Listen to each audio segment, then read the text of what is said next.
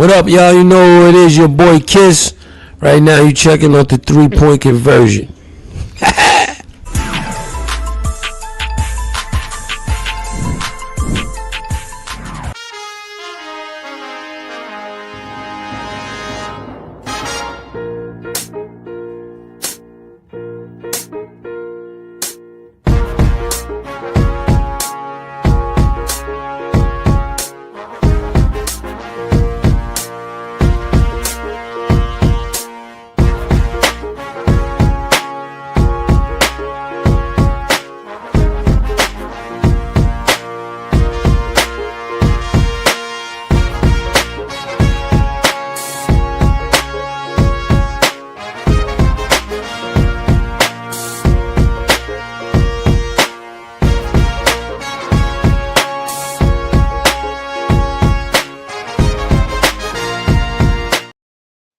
Yo, what up, what up, what up?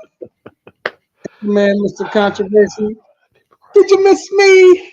We are back inside of 3-point conversion sports lounge.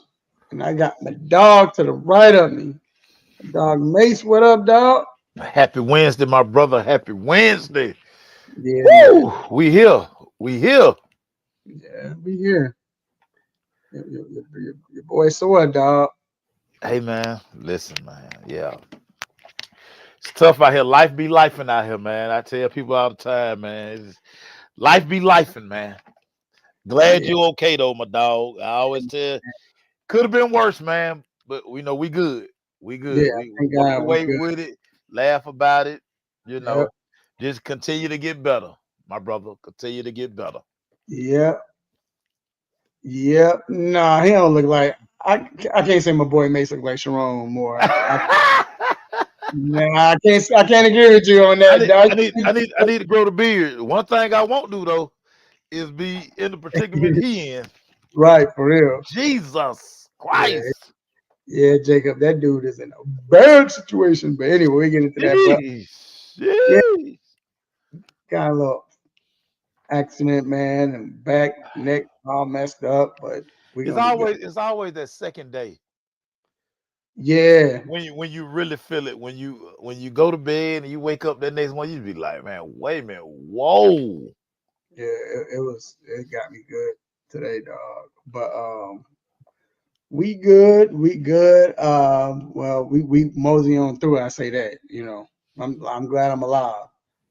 Um, but got the pillow and everything. But anyway, man, yeah, another great show, dog. Laid up for everyone, man. We're gonna have a good time today.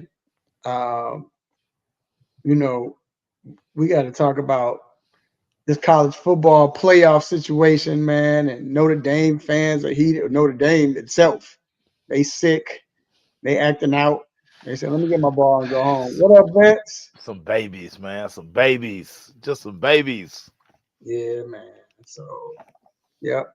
And that's how they acting, dog, like babies. But also, man, Shedueur has been told he's going to be the starter for the rest of the year. I don't think none of us was surprised by that. But It's not an AP, but yeah, yeah, doing right, Shador. It's not an AP, but whatever. right, whatever. Yeah, you know what I'm saying. But hey, man. Then we got to talk about basketball, man. I just want to know, and we'll get into it. The situation with the Hawks. It looks like they're in a great situation. Is it? Is it going to be a great situation? Will it be? Because now you got two but a superstar. You got with two superstars playing with each other, and can it work? Do their styles make sense, match? So we'll get into that.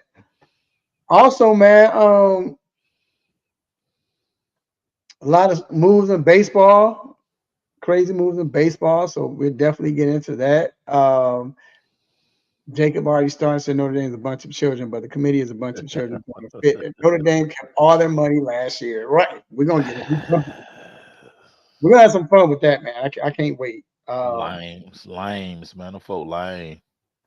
And then of course we got quick hits, stop it, Please let your family and friends know they can listen and watch the show live on the 3 Point Conversion Facebook page, also on the 3 Point Conversion YouTube channel.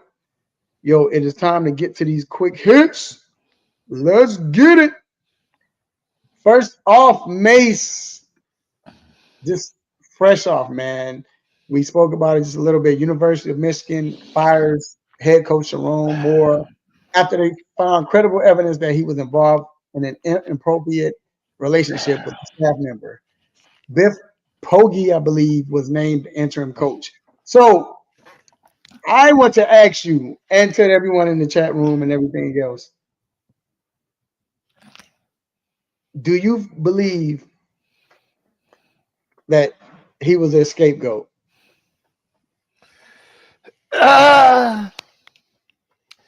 Some always start when we see situations like this. We would like to always think that, okay, we saw this happen to this coach.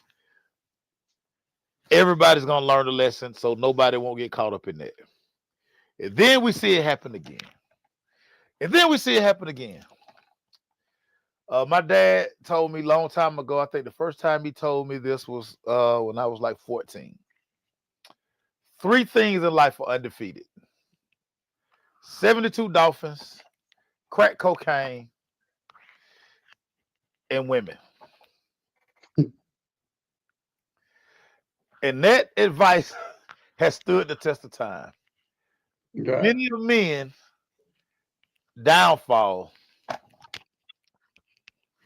women.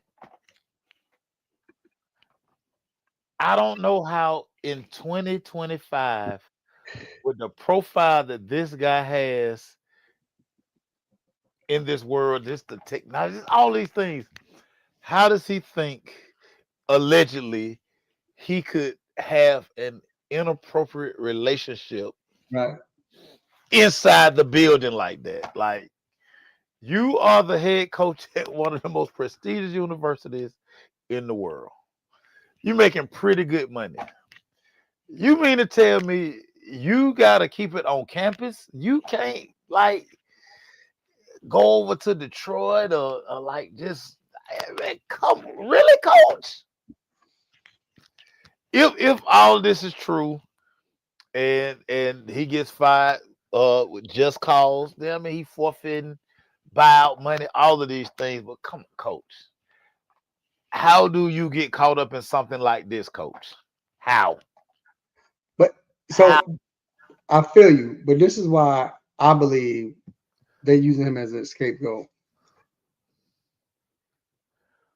Unless it's something like the Udoka situation, but unless he just went out of bounds, over bounds, if you want to say it, is the fact that these jokers, that's why they're in the situation they're in now with all the stuff they've been through, all the stuff college programs before the NIL, just a lot of shicey stuff. And look, within the company, and they cover and take up for you. But all it says was he was engaged in an inappropriate relationship. So the Udoka, it was files going on. You know, people was talking about it. Man, that paragraph that was released, it was one paragraph, which really led me believe this is probably, they just using him as a scapegoat right now. They want to get rid of him. Let's get rid of him. It's showing that Michigan is letting go of anything that was besides the higher up that was involved in all of this alleged problems they have, whatever, within the program.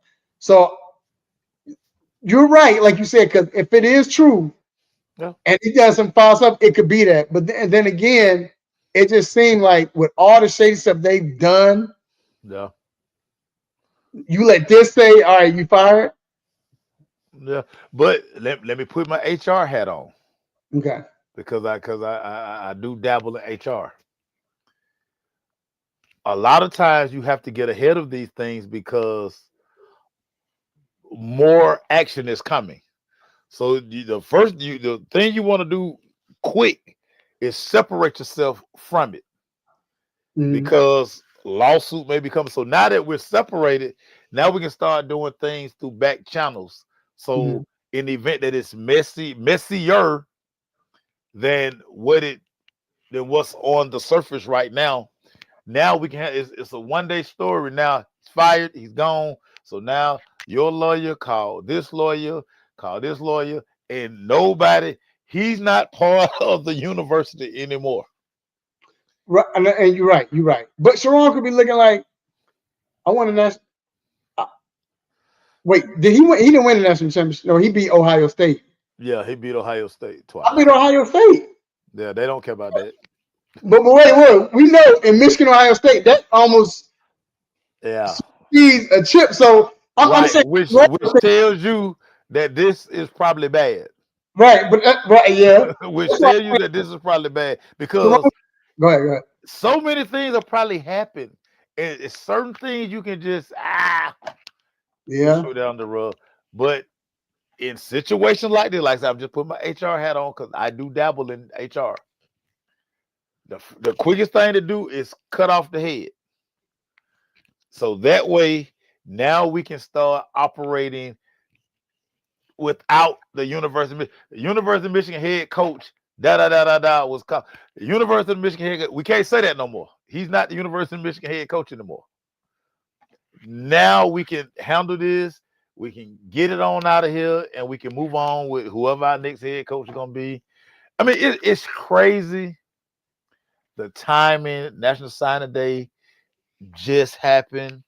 Recruiting is still in effect because you have February signing period. You're in the transfer portal trying to work whatever things are going on. It's crazy how this story broke. Yeah. But it tells you that it's a little more out there, and they're trying. Schools are always going to protect the brand. They're going to always protect the brand. You're one coach of many. We're going to have 5-10 mobile coaches, and you're just going to be a footnote pretty soon. You hate to see guys go out this way. Well, you just hate to see guys go out there. Come on, coach. You have a prestigious job. What are you doing, coach? But wait, we'll find out more. It's going to come out. No doubt about it. So it might be something crazy. It might not be. He might speak. He might not. He might say, "Let me take this fall for the whatever." Because this is just washing money, just cleaning everything up. It looks good that Michigan's stepping up, like you stated. If he did do it, even if he didn't, they did this. It looks good on Michigan's behalf that they're getting rid of this right now in the state that they are. So. You always need to get ahead of it. That's HR 101. What up, get ahead of it. Yeah. So we'll see. Moving on. First baseman Pete Alonso is finalizing the deal with the Baltimore Orioles for 5 years worth 155 of them things. I thought he would get more. I mean, do you think this is right? I know he wanted more. That's why I think he settled for Baltimore, but do you think he's worth more than this? I mean, baseball money is just so crazy. And I actually was shocked at the number. I thought the number would be a little more. Yeah, right. But maybe, because sometimes signing these 10, 12-year deals kind of crazy when you really think about it. Sign 5. I'm still fairly young. I can get back to the market. I think that's how I kind of took it. Like, why do the Mike Trout and sign this 12-year deal? It's like year 7 or 8 of that Mike Trout deal, and that deal looked crazy. Trout looked crazy. The Angels look crazy. Mike Trout should have been on another team 3 years ago. Right. So I just look at it like, and I think we're gonna probably see a lot of guys sign like, man, let me get back to the market. Like, do I want to be here forever? Right. Yeah. I don't know. 10 years, a lot of years to sign a contract. Yeah, that's a lot. So, what up, TJ? And last but not least, the Buccaneers, Tampa Bay Buccaneers, that is, have activated wide receiver Mike Evans off IR. They need him badly. This 'Cause, guy, the IR King, yeah, Jesus. Didn't they just activate him back off IR? It's like we did said this about 4 weeks ago. yeah, man. Yeah. So that wraps up quick hits. Let's get to this hot topic, and this is the record. He's broken the record. Shedueur Sanders broken the hot topic record. Like I said, it was LeBron at first, but they just stayed. I mean, it just keep happening. But The gift that keeps on giving. right, came out Monday where Stefanski came out and said that Shedueur Sanders will be the starting quarterback for the rest of the season or the remainder of the season. Mace, I want to ask you, hearing this, do you think from what they're looking at, from Stefanski and everybody else out there in Cleveland, is this one of those things where this is a dressed audition for Shedueur for the future? Do you feel like they feel like, oh, we have our quarterback for the future already? Or is this, let's shut everybody up, man. We tired of hearing all this stuff. Let's shut the Yeah. NFL fans, the media, everybody crying for Shedueur. Let's shut them up. Was it Yeah. that move? Which of the three do you feel? I think it's the latter. I make a point to tune into Cleveland radio I hope so. every day, and the fans are finally getting what they want. Even though the Browns are a terrible organization, Shedueur has given everybody in Cleveland something to cheer about, something to rally around. I mean, we don't know what's going to happen next year because I mean they opened up Deshaun's window. Right. I don't know how they get rid of Deshaun. I mean, I think you go into next season and let Deshaun and Shedueur fight for the job unless they find somebody who is crazy enough to take Deshaun's contract. But for now, Shedueur has the city in a chokehold. That's good. He's taking the fans' mind off the fact that they are a terrible football team, but they do have something to cheer about. I love the fact that Cleveland fans are so passionate. They're going to show up, and again, they've been wanting this. I mean, since training camp, and I mean, he's embedded himself in the community. He's always he's accessible. He just gets it. He's grown up in the spotlight, so he gets what's going on. And listen, Stefanski clearly don't like the dude, but I mean, this the hand he kind of dealt now. I think Stefanski knows that I'm probably not gonna be here next year, so it ain't even my issue anymore. So let him run out there, let him have it. Whatever. I will be somewhere next season, and the next coach of the Cleveland Browns, that's gonna be his cross to bear. So I think it's definitely the latter. Like, because if you listen to Cleveland sports talk, it's Shedueur Sanders all the time. Yeah. Every call is Shedueur Sanders. And that's the thing. It's not just Cleveland. It's Cleveland.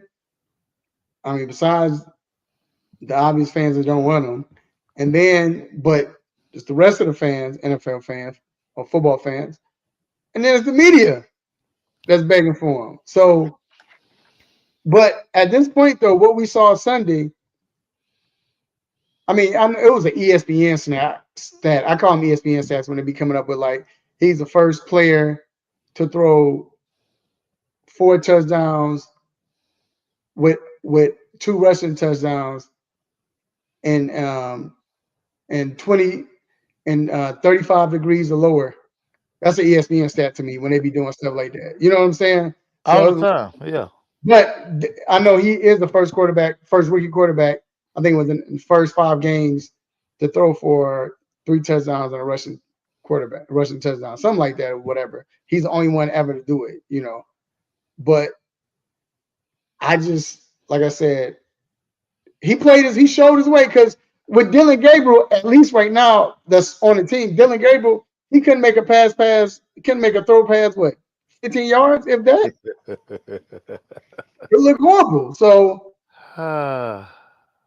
everything out of Watson to see. No, they don't. They don't. They tired of Watson. They didn't gave up because the owner gave up. Owner said, "Yeah, we made a dumb TRE. Yeah, that was a dumb trade." Yeah, but they still stuck with him. He still belongs to them. I don't think they're gonna. What you gonna get? You gonna give him $65 million next year? Cause that's what he owe. Yeah, because I don't know if they're gonna play. I mean, you should play him, but I think by what they saw in Kirk Cousins and all of that, no, we ain't doing it because what the Falcons did with Kirk Cousins, even though he's hurt, we're gonna keep playing him because he worked this. Sometimes I don't. Yeah, but the son not 38 years old. Yeah, you're right. The son not even 30 yet. Do you?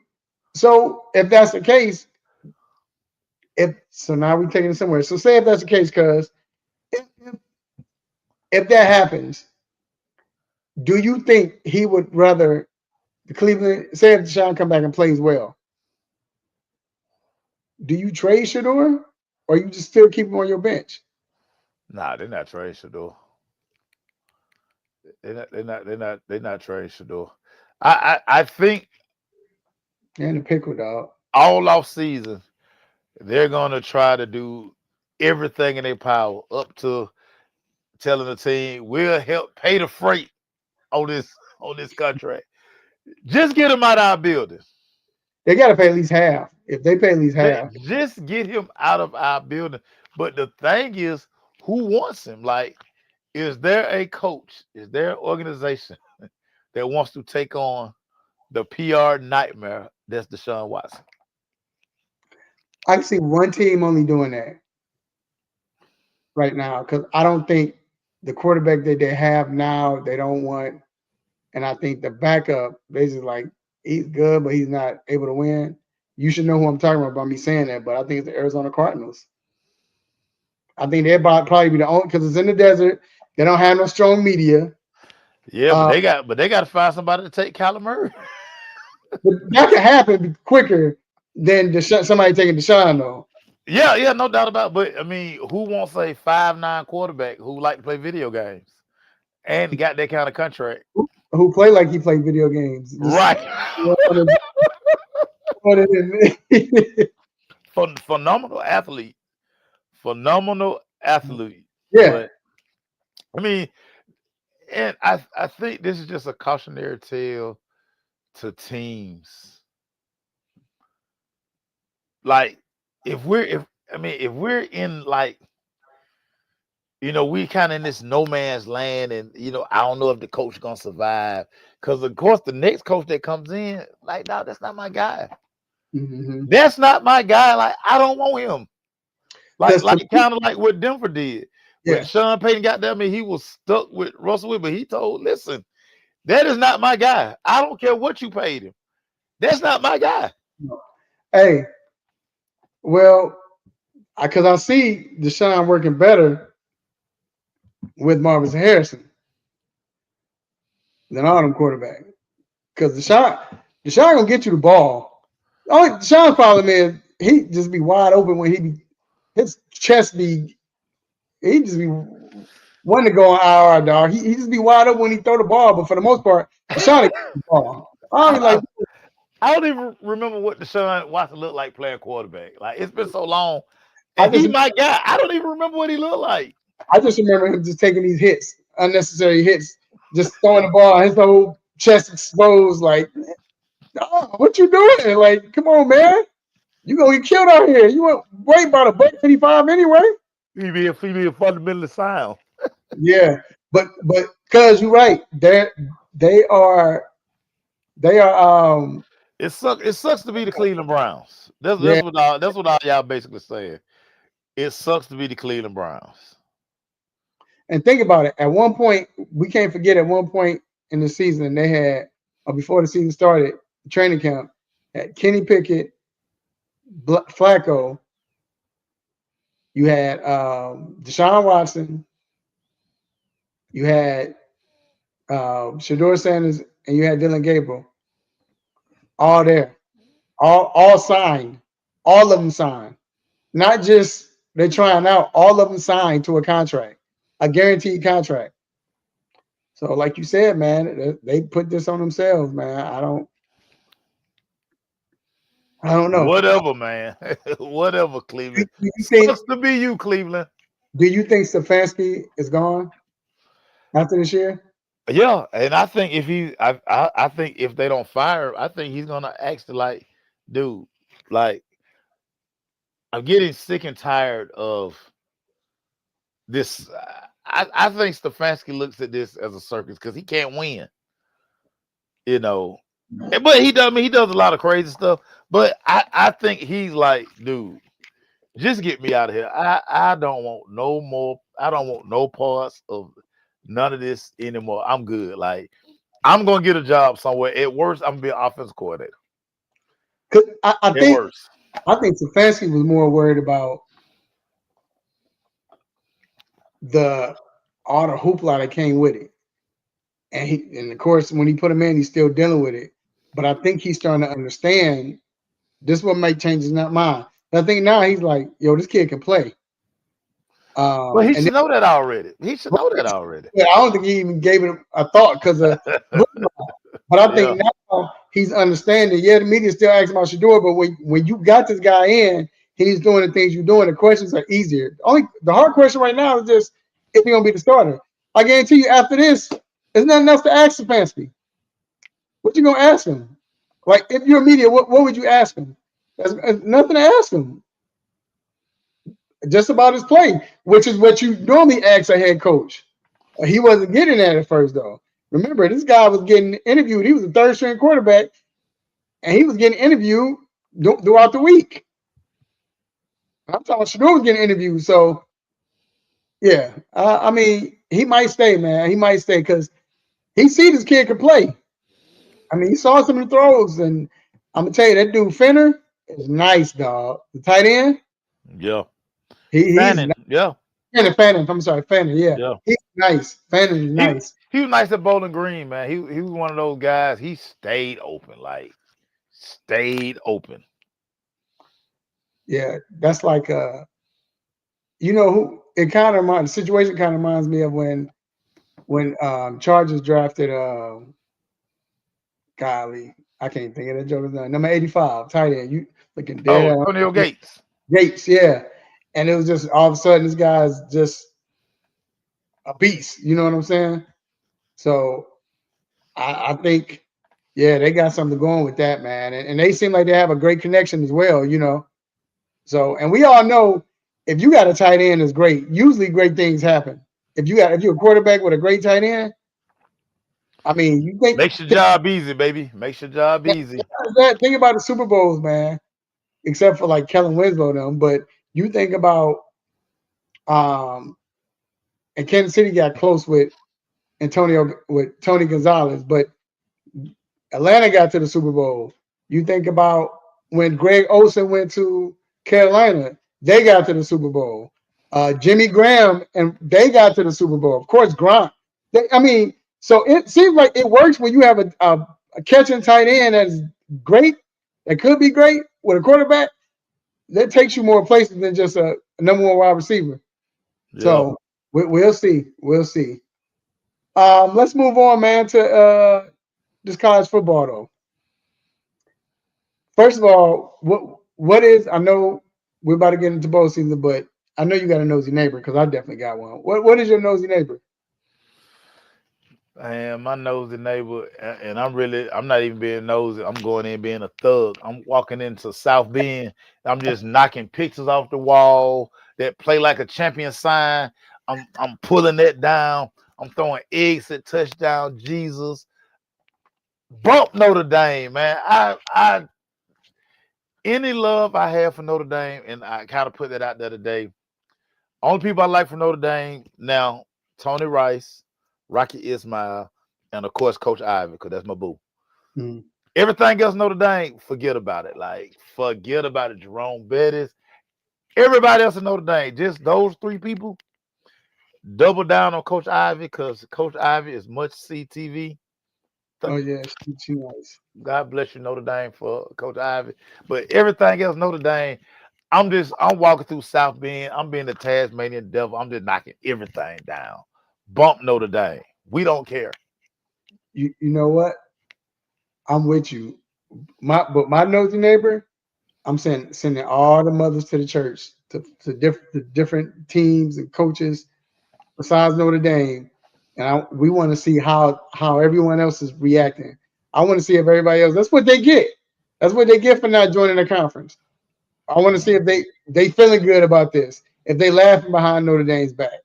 I wonder what the college playoff committee thinking. Well, the ACC threw him under the bus. That's why the AD was so hot, and that's why the AD making all those idle threats, talking about repercussions are on the way, and now they're saying they're gonna pull out of the ACC. So should be in the Big Ten anyway.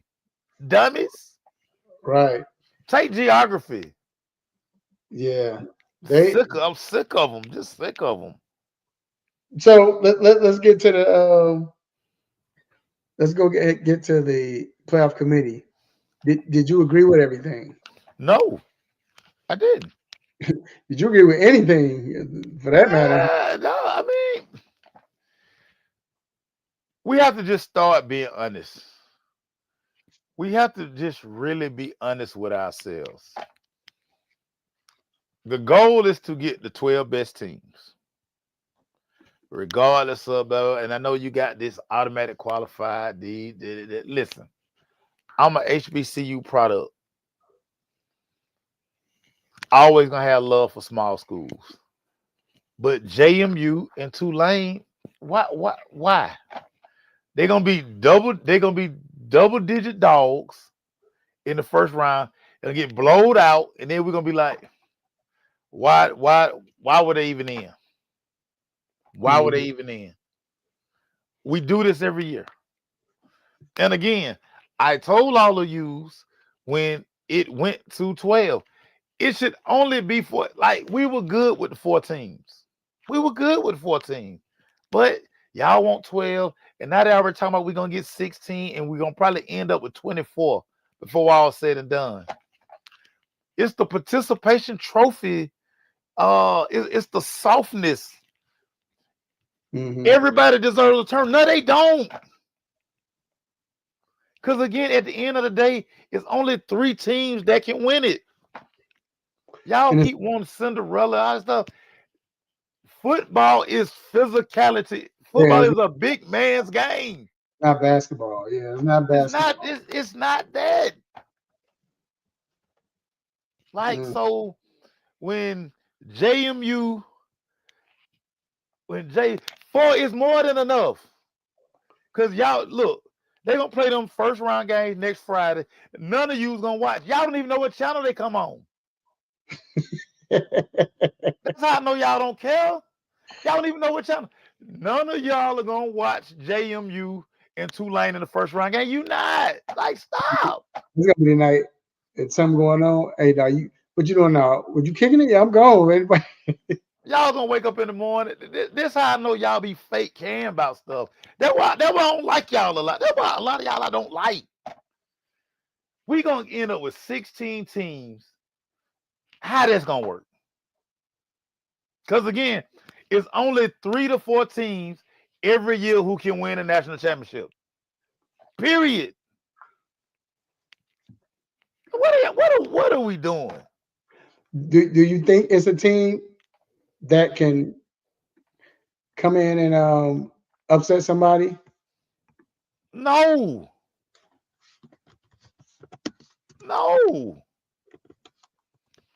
If we just looked at the trajectory of everybody's season, some teams peak early, some teams peaking now.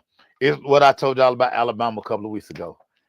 They've been playing terrible the whole month of November. Their trajectory has been going downward. Dude, that was like the easiest bet in the world, taking Georgia in a blowout. They hadn't been playing good. What has Alabama shown you that say, oh, they gonna compete with Georgia in the SEC championship game? Well, Georgia been upticking. That defense has grown up now. Gunnar Stockton continues to get better. And, Georgia, the most physical team in America. Come on. They're going to be there when the smoke clear.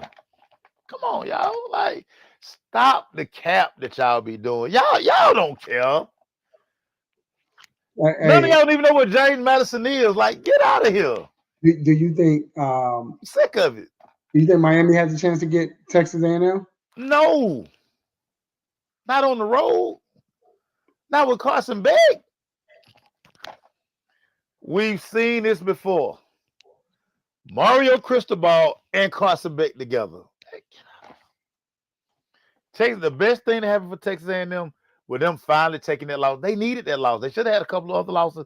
They needed that loss. Man, they gonna slap Miami. So They gonna slap Miami. Well, let's switch it, because I know you said you didn't believe Indiana was going to win.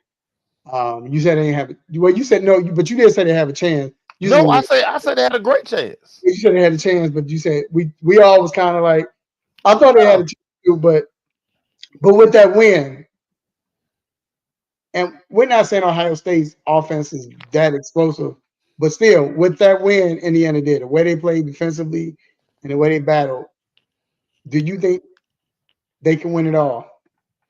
Indiana, I think they can. I think they're solid enough. Now, I'm going to say this about Ohio State, and this was the one thing I was worried about. And if I'm Ohio State, I'm telling Brian Hartline, go on to your new job, because he's trying to coach Ohio State and be at Florida Atlantic, FIU, with it, whichever job he took. South Florida. He's the head coach of South Florida. Because right after the Big Ten championship game, he on a private jet heading back to South Florida because he got to put his staff together. And he's probably going to take some coaches from Ohio State. If I'm Ryan Day, I'm telling, hey, stay at South Florida. We got it. We got it. Yeah. It's the same way when Lane Kiffin took the job. Nick Saban, like, bro, you can't do both. And I think that really affected Ohio State in the Big Ten championship game, because he got the job. He's been trying to get stuff settled because signing day had come up. He was trying to do all of those things.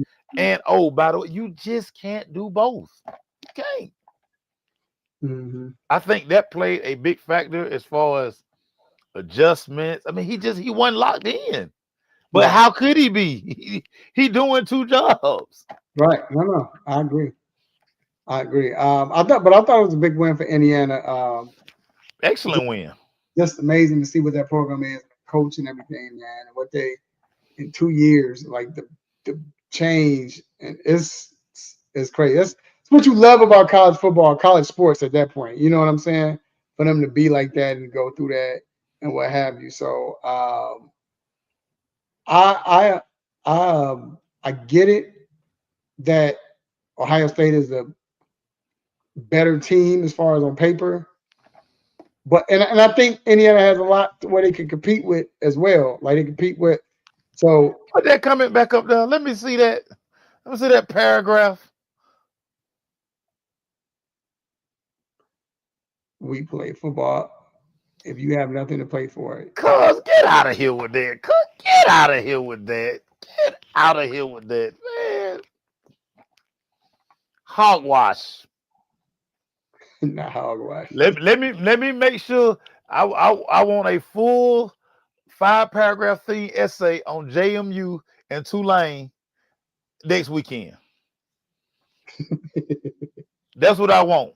I want it in detail. I want you to go to Google. I want a play-by-play synopsis of what's going on in the game. You so into it's not the truth. It's not the truth.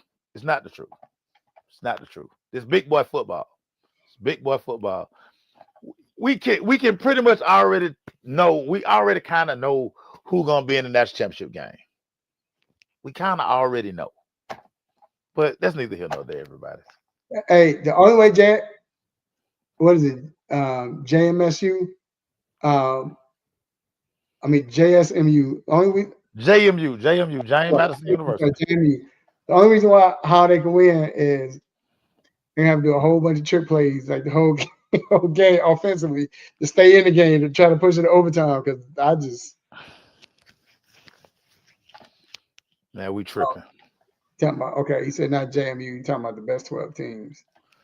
I mean, what that's kind of what we're saying anyway, too, though. Not the problem. We're not getting the 12 best teams.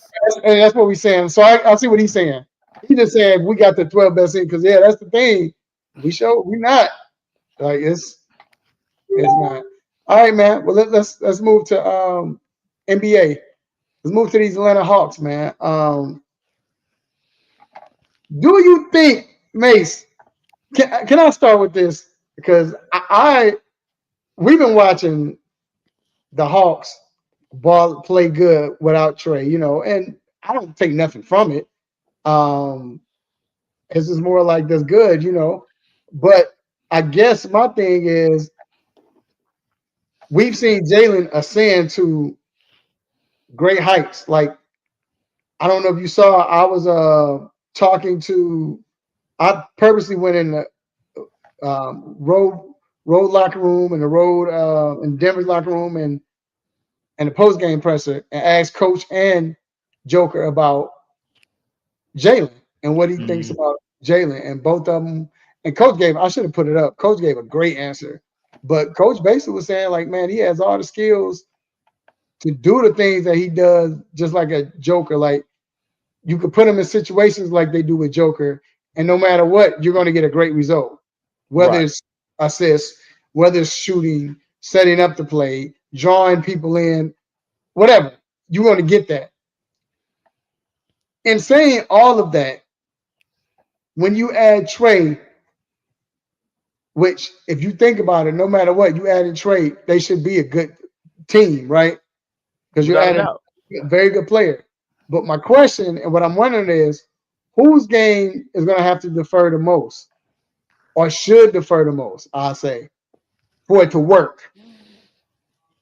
Because think, Trey is who Trey is. Trey is a point guard. That's what he does best. That's why he's always either number one or number two in assists. He's great at that, but we know he can score as well.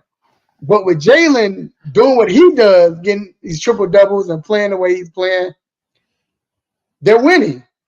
So whose game needs to defer, and not by rank or not by because you just, but I'm just saying for them to be successful. If Jalen's playing the way he's playing and Trey's playing the way he can play, we know he can play. Whose game do you think should defer? Well, I mean, by default, it has to be Jalen because Trey, as the primary ball handler, as the guy who initiates the offense, he's going to get everybody in position where they go. Mm-hmm. Even though we're playing well, in our losses, it's always abundantly clear we're missing a guy who's a walking double-double. We know he's going to give us 20 points. We know he's going to give us 10 assists. I mean, that's his stat line every season. Say what you want, too small. He is the straw that stirs our drink. And again, yes, we're playing well. But in those moments when these games we have no business losing, is because we're missing a guy who every night is going to give us 20 points a game. So, I mean, by default, it's going to be Jalen because Trey initiates everything. Everything runs through Trey. So it's going to be Trey. But in fairness, Trey understands, and he's gotten better at this. He kind of, lets the game come to him. He kind of, okay, he going. Let me let him work. Zach working. Let me let them work because I know I'm going to be able to get my buckets whenever I want to. Mm-hmm. But I mean, I just think because Trey is so ball dominant in this offense, and we know that our head coach loves the ball in Trey's hand, so it's gonna be Jalen because our head coach loves Trey to initiate offense. Well, and I agree with that because we know with Jalen, Jalen can still get, like when Trey was playing, Jalen was still getting 5-6 assists. Yeah. Well, 4 assists going back to Trey is no problem. So especially when you're probably going to get probably 4 to 6 more points with Jalen now that Trey is there. So it'll even out, I just think now they finally got a concept where you can name a lot of teams, but I call it the Michael Jordan, Scottie Pippen effect, where when Jordan's on the bench, Scottie's on the floor. And if Scottie's on the bench, Jordan is always on the floor. So now it has to be where Jalen always has to be on the floor if Trey not there. Right. And vice versa. It's got to be like that. You can't. I mean, they can play together, but I'm just saying, if one goes to the bench, the other one has to be. One has to be in. Right. I get it. The team is still running, and to me, that's a reward if you got that type of team. So and cuz I ain't gonna lie, I say it every week, man. I just don't think I'm gonna give him this chance again, but I just don't think Quinn is that guy who likes to coach players that have that superstar ability. And I'm talking in Trae Young. He just, I don't think he does well with players like that. He don't know how to combine them like we're talking about. Hopefully he's watching the show and he know I can do it like that, but it just seems like he doesn't. I don't know why. Every time Trey's out, they play better. He coach. Now let me rephrase that. He coaches better. Nah, I don't give him that much credit. He don't coach better. Yeah. I think he coaches better than he does when it's Trey out there. He can't coach. I just don't like the guy. He can't coach to me. Okay, but he coaches better when Trey's not playing. It seems like. And yeah, I give him that. I just think he's not comfortable, but he has his chance now. You got a bona fide superstar, and or could be a superstar with superstar ability, and you got Jalen who has that ability now, and is everybody's starting to notice across the league. So, I mean, I don't know. I just think that's the problem right now. Is Quinn got to figure it out. You be done to trade Trey. That's like I don't have no faith in Quinn. I don't like the guy. I mean, yeah, that's he just not the one. He's just not the one for me. But if they learn to play together, how good can the team be? The team could be excellent. I mean, they're gaining so much. They're getting so much experience playing without Trey that's going to actually help them come February, March, and then when we start making that run in April. So I love that these guys are learning how to get things done without Trey. So when Trey comes back, it's like, okay, and hopefully Trey is watching, and I'm sure he's watching because he's kind of a basketball nerd. Hopefully he's watching and he's gaining more insight. So when he does come back in, he's like, okay, I kind of knew this, but now I see how Zach moves with this. Or, right. When I'm with Porzingis, I thought he wanted the ball this way. He likes it this way.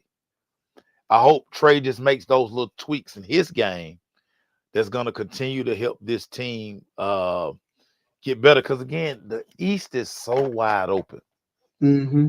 The East so wide open. And if we're healthy enough with Trey, with Jalen, and with Zach, I mean, I said it before the season started. It's no reason we should at least be a 5 seed in the East. There's no reason we shouldn't be.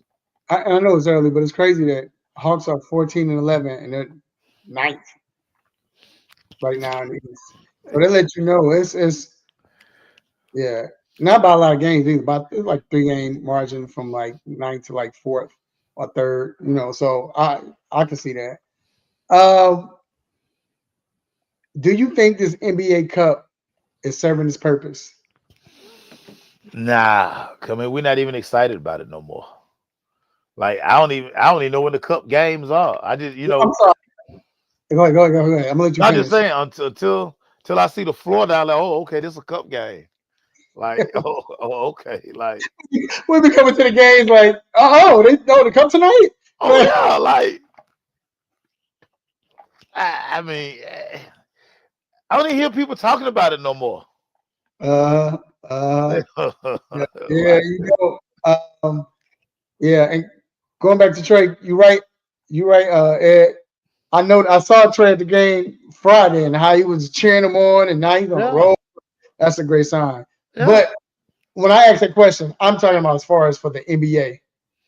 It's not like for us to watch, but I'm saying like to get them competitive because if you think about it, the year before last, that's when Indiana got to the Cup Finals. Remember? got to Vegas, yeah, And yeah, then they went on that run, and right, then they lost to Boston in the Eastern Conference, but they was in the Eastern Conference. You know, they got right, hurt, right. everything. You know, then we saw the Knicks last year. Not Knicks. I mean, who got it? Who Milwaukee? It was Milwaukee and who else? Oh, OKC. Okay, OKC got so it yeah, last year. I'm sorry, and now they get to the finals. So it seems like it's something that's getting the players like, yo, if we win this, we can do this. This is a tournament. It seems like the teams are responding to it. Greg yeah. said nobody cares for real. I mean, fan wise, of course, but I think the NBA players they play harder. They definitely get it. They do, but I remember this excitement the first couple of years, Right. and it's For just like I don't see it. But like I say, I don't even think the players know which day is Cup Day. Like, man, well, so it's every other Friday, uh, first Sunday. Like, hey, it just be spreading around. They listen, game on Monday, then the back to back be a cup game. Like you you what? you you know who definitely don't know when this Cup game? Ooh. Ant-Man. I guarantee you, Ant-Man be like, oh man, I gotta go change shoes, man. It's Cup game, man.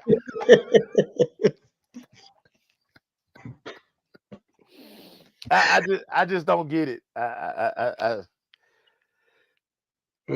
I, I don't know. I think they need to lay it out for the fans more. Like these are when the cup games are. It needs to make more sense. Yeah, Like if you did it just for a period for like the next 2 to 3 weeks, every game is a cup game. That would make sense. that's how it should be.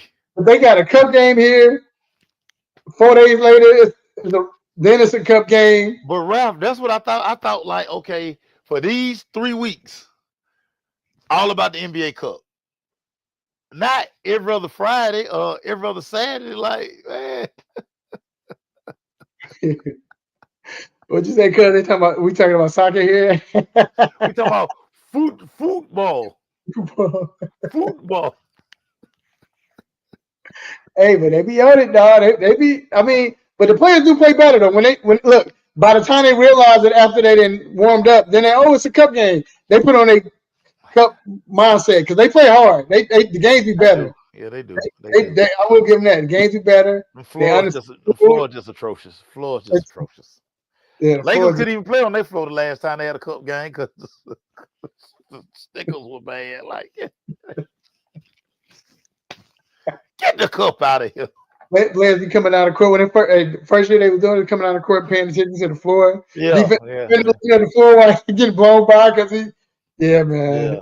I don't know if y'all have ever seen like Ryan Clark Academy, their gym. That's what the cup games remind me of. The floor just like man, what are we doing, man? Like this, like some out the Jetsons, man. What are we doing, man? Come on, guys. Hey, because let's be real, it was some crazy floors. Like, oh, what is this? Look ugly. I can't even shoot Yeah, on this floor. Like, I'll be distracted by that. But yeah, but we'll see, man. Like I said, the last few years we've seen teams get better after they did a cup run. You know, and like I said, with Indiana the year before last, and they got to the Eastern Conference, and they weren't even a playoff team at that point. You know, they weren't even playing good.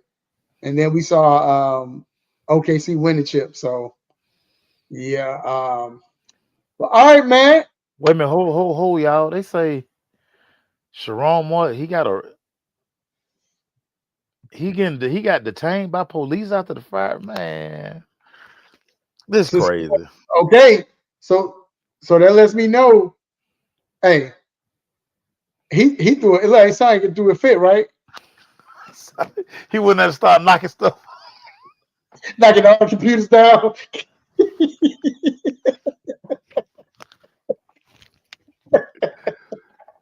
So Bush, Get it all out. the trophies down and everything. I told you he was a scapegoat. He was a scapegoat, man. Security. Could you get the Ann Arbor police en route? A big black man has gone wild. He was knocking everything down. That man knocking pictures off the wall. He probably don't win. This is my trophy. That joker did the Ice Cube. Nah, he grabbed the fish like Jerry Maguire. The fish are coming with me. The fish are coming. Who else coming with me? Oh man! Wow! Come on, Coach. Boy, don't do that. Hey, I told you, Coach. Don't do that, Coach. Yeah, you don't need to do that. But I told you that joker feel like he escaped. Coach, don't go out like Willie Lump, Coach. Don't go out like Willie Lump, Coach. Please, Coach. Please. Wow. We don't need another man in the system, Coach. We don't need another black man in the system. Jesus. Wow. Oh my God. That's funny. I told y'all he was. Listen, anyway. I don't think sports is the greatest reality show ever. Greatest. Like, who had that on their bingo card today that Sharon Moore gonna get fired? Nobody. Then he go in. Oh man. Well, that's a perfect way to segue to the that's crazy. It's time for the most infamous, the most famous segment.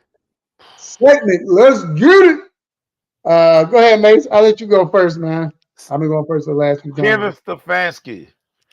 That 2-point play, sir. That 2-point play.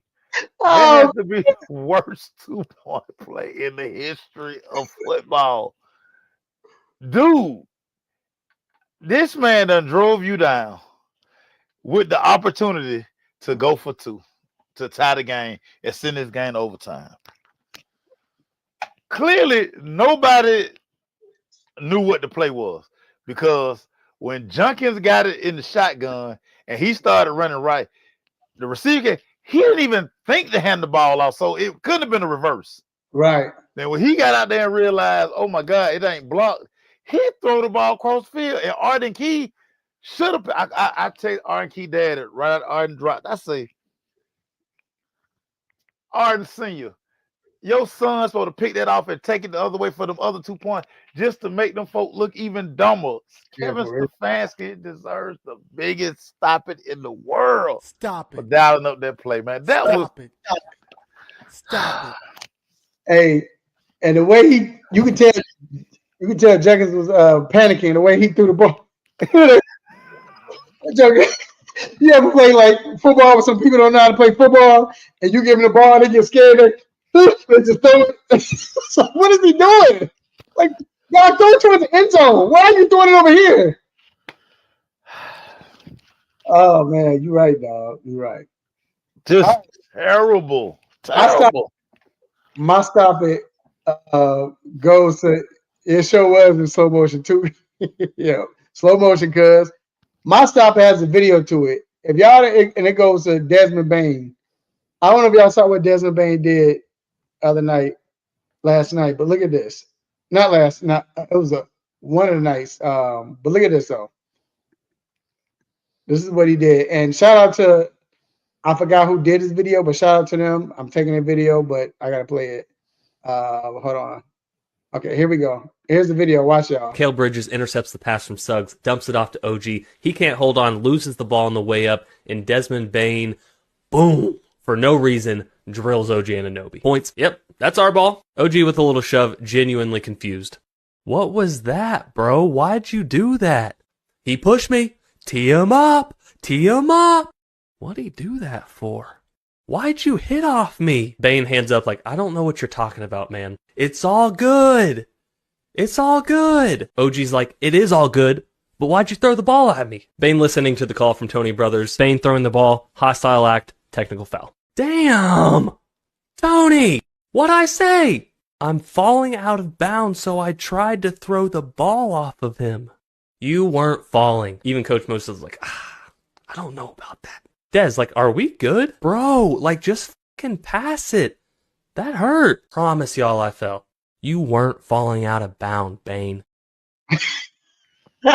Bro, Desmond Bane. Stop it. Stop it. Stop. Bro, what was he thinking? Like, dog, what would you? That pass looked better than the Junkins pass. Like, what was you thinking, man? And then gonna talk about I was falling out of bounds, try to justify, like, come on, dog. Let me give him one more, man. Stop it. Mace, when I first saw that, when I was in tears, I'm like, what the heck is going on? Like, what is going on? I'm like, yeah, that was hilarious. I don't know. I'm still shocked at that, man. But the fact that he tried to justify and say he was falling out of bounds, when this joker literally, look, he literally got in the right stance. You know how they say. Yeah, he rifled it. Now he like quarterback. Yeah, he got in, set his feet. Yeah. He set his feet. You could tell Bane was an elite dodgeball player. Yeah, you know what? You could tell he was an elite dodgeball player.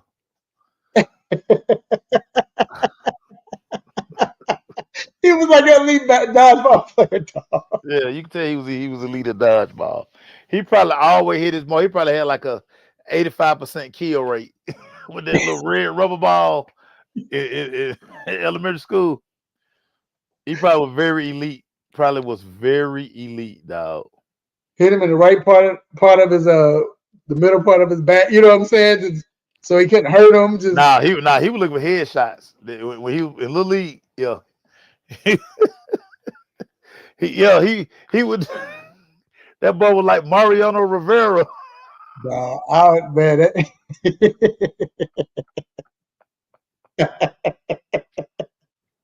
You know what? I got one more stop it. All right. And it's that time of year where if your team, not in the playoffs, and players are starting to make business decisions, and fan bases, Right, are like turning, but Kansas City Chiefs fans, now y'all want Andy Reid fired. Y'all hadn't been relevant till Andy Reid showed up. for real. And now y'all trying to get a man a front office job. Y'all want the man fired. Even though, listen, going for it on 4th down when it was 10-10, I mean, it was horrendous. It was horrendous. Punt the ball, Andy Reid.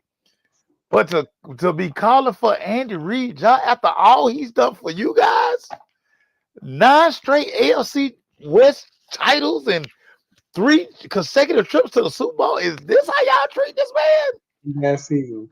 Give all the people in Stop it. Kansas City who eat barbecue in the winter, give them the biggest stop it in the world, man. What are y'all doing? H barbecue. Stop it. What are y'all? And your barbecue overrated, Kansas City. I said it. It's Yeah, overrated. Very overrated. St. Louis barbecue better than Kansas City's barbecue. I don't care what Kansas nobody. City barbecue overrated. I said it. St. Louis is better. Ain't that right, cousins? Greg and Juan. Jesus. Them folk calling for Andy Reid head. I said, this why I don't like this era of fans. This why I don't like it. This why I don't like none of y'all. No, you right. They couldn't survive back in the day when back in the 80s and 90s, because coaches had at least 7 years straight. You was coaching 7 years before you got fired. Yeah. Don Shula, was it Don Shula or Mike Shula? Who had it? Mike Shula was the coach of Cincinnati, right? Yeah. I mean, not Don. Mike. It was, what's his brother's name? David. It was Mike. It was David Shula. David Shula. David Shula, not Don, but David. David coached the Bengals for like 5 years before he got fired, and they never had a winning record at all. And he was god awful. He was god awful as a coach. Right. So yeah, this all this talk about they want Tomlin fired, and then next thing you know, Tomlin get a win, a big win over Baltimore. Like, come on, man. Come on. But all right, let's head into football, man. Just real quick, can we finally say the writing's on the wall now? For who?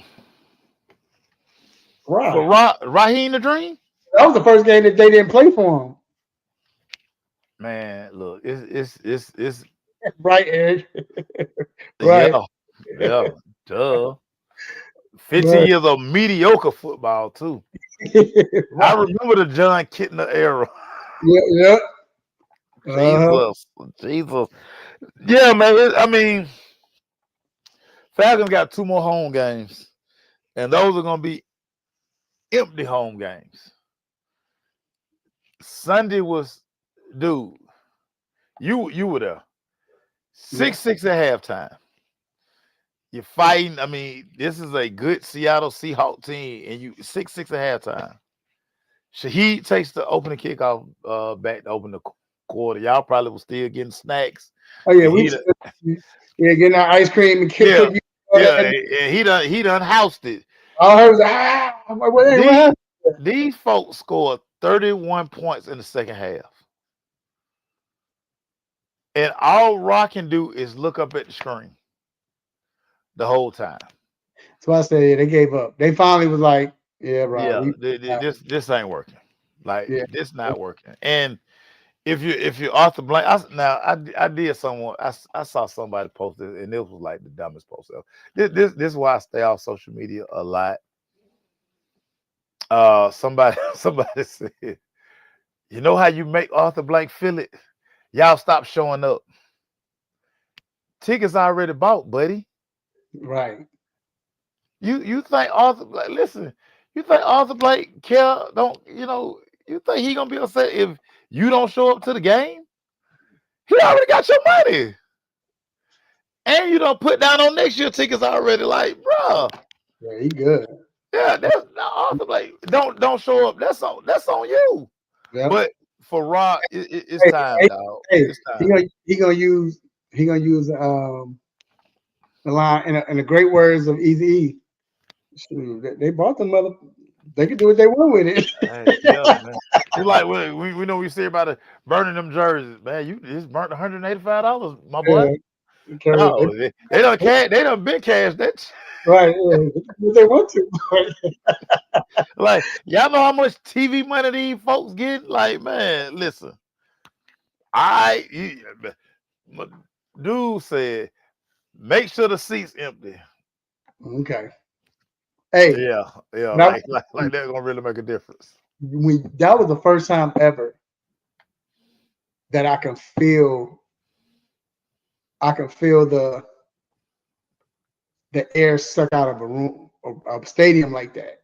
Like when I tell you, first it was when they scored a touchdown, boo. Then they scored the next one, oh, boo. When they scored that last touchdown, it was just complete silence. Like it was just, I was like, oh yeah, this is not gonna be good. This is, yeah. Now, them last 2 home games, the only reason that last game might be lit because it's the Saints. But best believe New Orleans fans, the Falcons lose these next 2 games. By the time they get to that Saint game at the end of the season, man, that thing gonna be super. They ain't gonna be nothing but Saints. They in the second line, and it's time for Rodgers. This was a bad hire from the word go. It just was a bad hire. Yeah, you've been saying it all along. Yeah, he don't even look like he in control down there, man. Like, I don't see any leadership being exuded by one Raheem the Dream. It's over, man. It's over. It's over, definitely. It's over. Now we did see that this almost got to stop it, but I don't know. He's just such a competitor. But first of all, prayers go out to Daniel Jones, because I don't know what I know. He's just like what Jeez. like you got everything you need.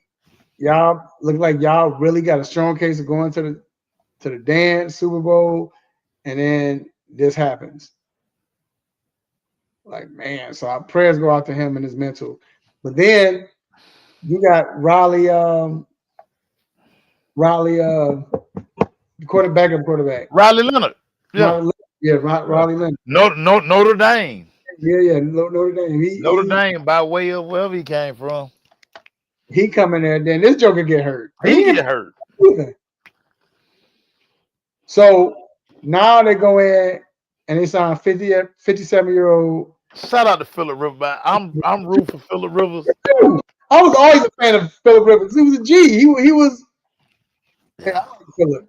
Looking like he throwing a shot put, like he throwing the. You know how they be is that the shot put what they be doing in the Olympics? That's how he throw the football. Terrible quarterback mechanics, but it worked for 17 It worked. years. So what we know. What do you see in this now that it's happening with Phillip Rivers? I mean, one, you mean to tell me like Desmond Ritter and some of these other guys who are out here on the street, you don't want to call them up? So my dude was telling me that basically Shane Steichen and Phillip Rivers talk every week.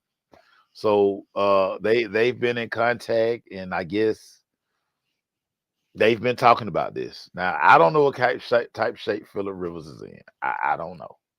You hear when they asked him that today? They asked him, said, Phillip, what do you think you weigh right now? He said, I don't know. No, I'm for real. I don't even know. I don't. He just bust out laughing. Like, I don't know how much I weigh. I mean, but he, like I saw him in past. I mean, he looked the same. He looked the same. Yeah, that it's just. I wonder if watching Rodgers made him like, man, I could do that. But I think all these. So this is the thing. All of these quarterbacks look at it and they pretty much protect us now. Like, dude, I mean, they really can't hit me. You know. So I'm kind of protected. I know football, I know defense. I'm not finna hold on to the football. I'm finna get the ball out my hand. Like, that's gonna alleviate a lot of them shots that's coming my way. Now, what I wonder, the first time he been tackling in 5 years. I say this all the time. Like, I ain't been tackled in 30 years. Every time my elbow hit the wall or something, my hand go numb. Like, it take a lot to get tackled. So I'm like, what's ball security gonna look like? What is it gonna look like when you start skipping passes to people? Right. Like, it's so much. I'm so intrigued by this, but this is my biggest intrigue, because if they bring him on the roster, because I mean, I don't know. I mean, y'all know this. He's eligible for the Hall of Fame this year. Now he ain't gonna get in, but if he makes the roster, that pushes his clock back 5 more years. So he won't be eligible again to what, 2030? Think about how many quarterbacks by that time gonna be up for the Hall of Fame. Yeah, that's true. Like, come on, Phillip, what are we doing? But I mean, listen, Phillip got 10 kids at home, man. He probably looking around the house like, man, I'm sick of this, man. Call me, man. Let me get the ending. Greg, it's super impressive. Listen, people think that crazy stuff I do at boot camp every day. People be like, man, how y'all doing that? That ain't nothing compared to this dude gonna be going out here getting tackled. Yeah, that's crazy, bro. That's like the man that made all the money in the world. But it's them 10 kids. That man got 10 kids at the house, man. He like, man, I got to go. Like, was that him that was saying that he think he got grandkids? He got a grandkid that's 2 years younger. He got a grandkid that's older than his baby. And he was saying that his son's gonna be throwing touchdown to his hopefully, his wife probably happy too, because he's like, man, listen, get him out of here. Cause every time you look at me, I get pricked. Like I'm sick of it. I'm sick of it. Like, go get you a hobby. I'm not your hobby. Go get you a hobby. What she say? I'm not a machine, but yeah, no. She like, we got a basketball team, bro. I'm sick of it. That Joker, boy, Phillip Rivers, boy, that's my G. Hey, anytime this Joker was playing on the torn ACL, remember that playoff game he played? Phillip a dog, man. Phillip is a dog. My dog, that was my dog. I used to love Phillip Phillip. is a man. Phillip Rivers is a dog. Yeah. This is the question that was because we thought it was a joke when it crossed our when it crossed our lines today. This was the conversation we started having at the water cooler. Which career would you take? Matt Ryan, Phillip Rivers. I'm still go Matt Ryan just because Matt Ryan been to a Super Bowl. Yeah. I said the same thing. One of my other partners, I mean, he brought up a good point. Like, you'd be hard pressed to find a quarterback tougher than Phillip Rivers. You're gonna be hard pressed to find just tough as nails, gritty, trash talker. You know, Only person you think gazillion yards, gazillion touchdowns. is Favre. Favre was the only one I could see that was like that. Yeah. Yeah. It was interesting, and I kind of sound like, man, I mean, Phillip Rivers, man, no success in the playoffs. You know, never made Super Bowl, wasn't the MVP. I don't think he was ever all pro. I mean, you know. Wow. Real quick, I can't say this Joker's name, but Mike Yastrzemski is in agreement. With the Braves. I mean, he's talking about signing with the Braves with a 23-year contract. All right, so We're not excited. We're not excited about nothing the Braves do, buddy. Yeah, that's nothing. We're not excited. Let me ask you this now: who do you feel? So, what is the best division? Let's, if you can, without Daniel Jones getting injured. I mean, I know he got injured, but I'm just saying, looking past that, who has the best division? The AFC South, the NFC North, or the NFC West? Right now in the NFL. I would probably say the NFC North. I would probably say the NFC North because what we saw on Sunday between the Packers and Bears, like if this is what we finna get down the stretch, sign me up for that. Right. Sign me up for that. That was the first Bears loss in a long time, if ever, that I wasn't mad. Sign me up for that. Because listen, the Bears still had a chance to tie the game up at the end. He was just a tad bit late. He was a tad bit late, and he should have led him. But other than that, well, he was getting pressure too. He couldn't get nothing on the ball. He kind of threw it. He wasn't set to throw the football. That's how he throw though. The last pass he did in Philadelphia, it was the same exact play, in the same way he threw it. His body contorted. It's just, but his feet were in a better position in that game. His feet weren't good. You know, I'm always looking at feet.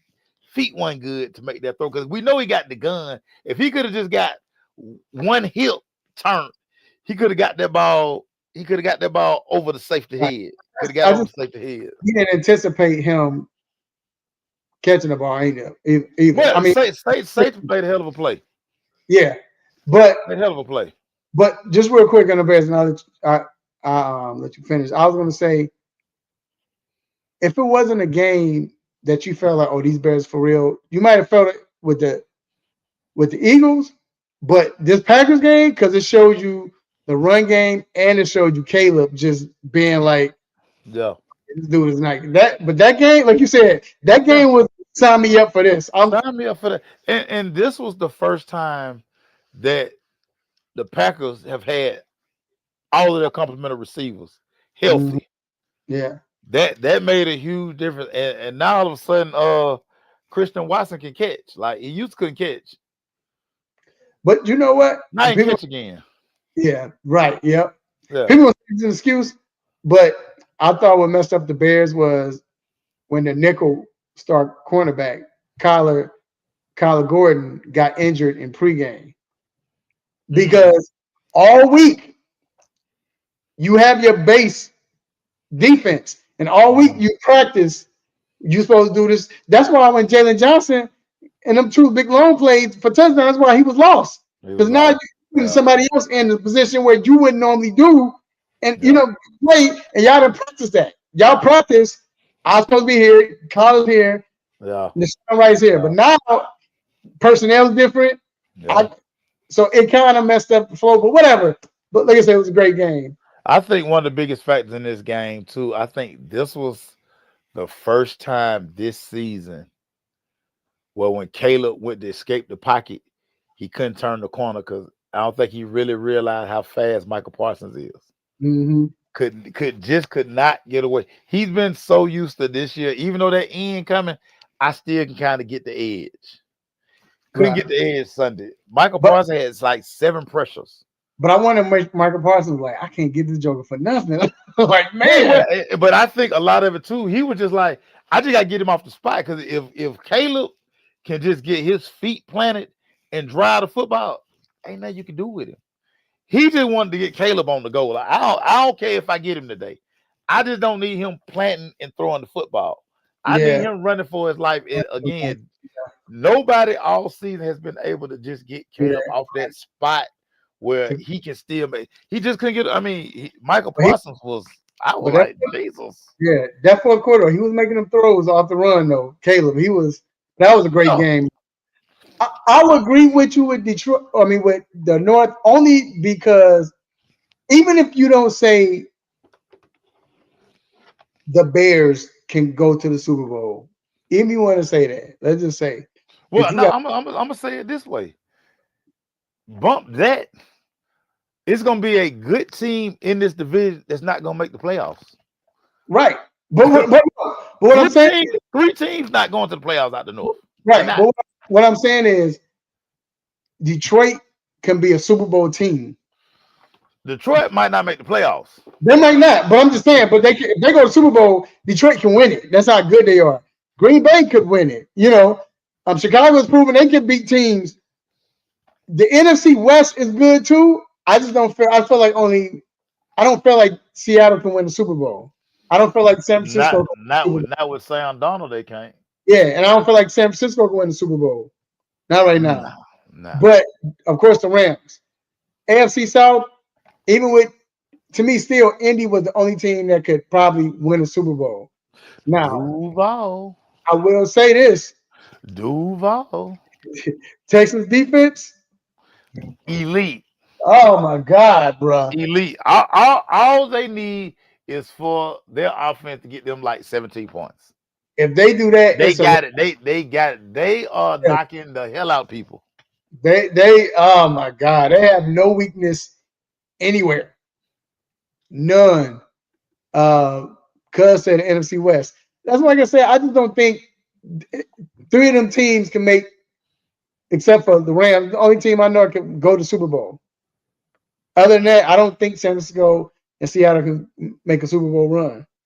But I feel like in the NFC North, I feel like 2 teams can. NFC South, to your point, Mace, if they can score 17 points, then I agree. Bruh. You know, but them mother levels tough, dog. Tough. That defense. That Will Anderson and Lassiter and your boy Stingley at the corners, man. They be knocking hell out people. Yeah, I don't even like defensive football like that. I'm an offensive guy, but I like watching that defense because they be. I'm like, ew. Yeah. Well, let's get to this. Let's get to these picks, man. I don't have the graphic, but I went 0-4. It was a horrible week for us. Yeah, you went 1-3. Doc went 2-2. Yeah.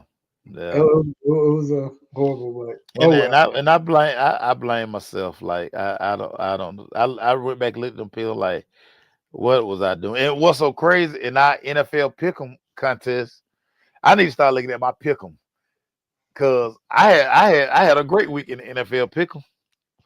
I don't know what I was thinking about. I should have. I told you I was thinking. Remember, I said I want to go Texans, and I wanted to go Jaguars. You picked them. Remember, I was like, I was thinking. I picked the Jaguars. Yeah. I thought about them. I was Can't like, believe but I picked Kansas City because I think Kansas City done. I've been yelling at Kansas City yeah, done. I know. What are you doing, Macy? Yo, what are you doing? All right, man. Well, let's get to these picks now, man. So What are you doing, Hurt? So Buffalo and New England, because I think we disagree with everything. So who you got with I'm Buffalo? going New England in this game. I'm going New England in this game. New England, to me, New England, they have more. Mhm. I think they understand. Vrabel understands how to play Josh Allen.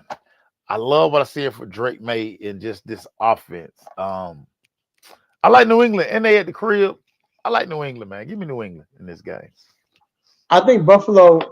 I think Buffalo. Like I said, Buffalo can be one dimension. If they don't have the run game going, Yeah, it's hard for them to play good. yeah, And that's the key. I think New England can stop the run, or they have. They know that, but yeah. can they stop it this time? I'm going Buffalo. I just feel like Buffalo about to hit the stride. They went through their little time in the season where they lost, and every team goes through that where it looks like y'all not good anymore or whatever, a stretch. Yeah.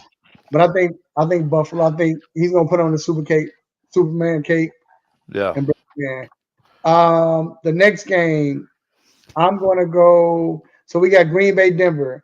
Yeah. I'm going with Denver for more than Of course, I'm being biased. I need Denver to beat Green Bay so we can get back control of the division. But then too, their defense is elite, dog. And Yeah. one thing about Bo Nix is starting to be one of the best clutch players this season. Oh yeah. Man. Oh yeah. That dude is got that grind him out. One score games from behind. Yeah, I know what to do. He is elite in 2-minute drill. When they go 2-minute drill, he is elite in 2-minute drill. Because he ain't got to listen to Sean Payton, so I think that's one of the main reasons. So yeah, that's why I just think the defense for them no-name receivers they got with that Denver defense, nah.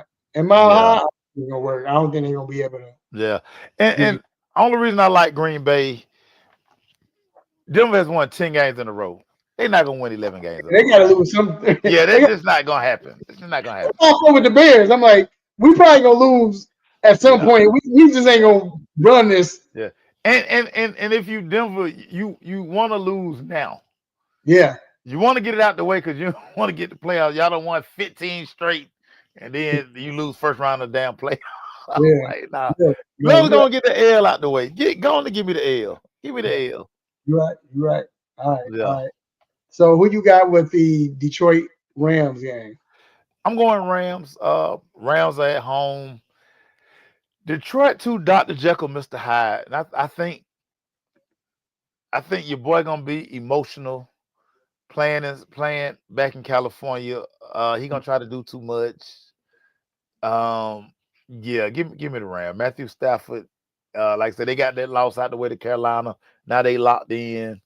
Puka got in the end zone a couple times. He needed that. But now Devontae turned to get back on track. You saw Devontae basically say today, as long as Matthew Stafford playing, he locked in with Matthew Stafford. That's how he going out, him and Matthew Stafford. So give me the Rams in this game.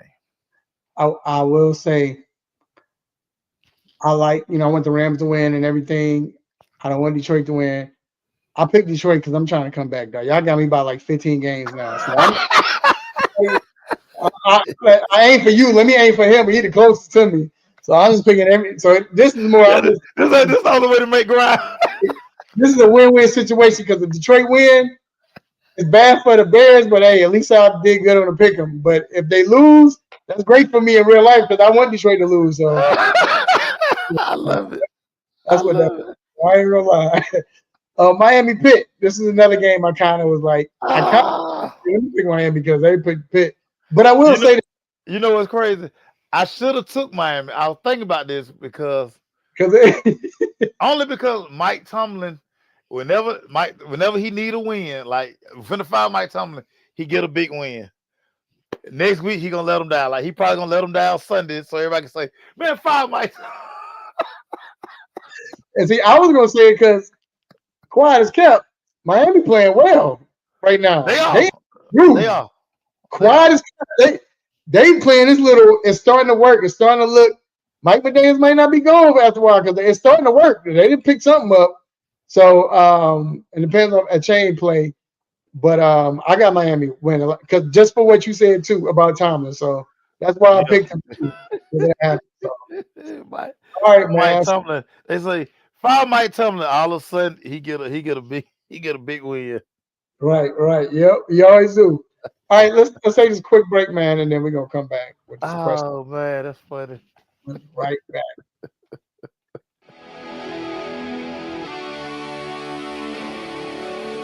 Have a sports injury? Need to see an orthopedic doctor? Ortho Atlanta is one of Metro Atlanta's largest orthopedic and sports medicine practices, providing orthopedic and sports medicine care for the whole family. With 37 physicians and 14 offices, the practice provides the highest level of care for injury of muscles, joints, bones, and spine.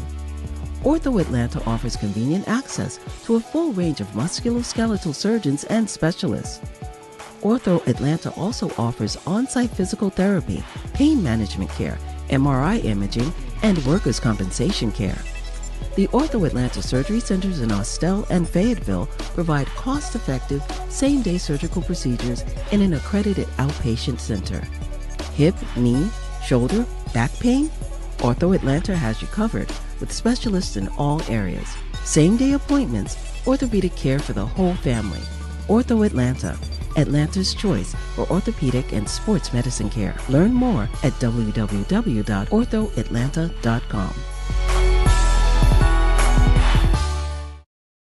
Hey, it's Chuck the Iceman Liddell, and you're listening to the 3-Point Conversion.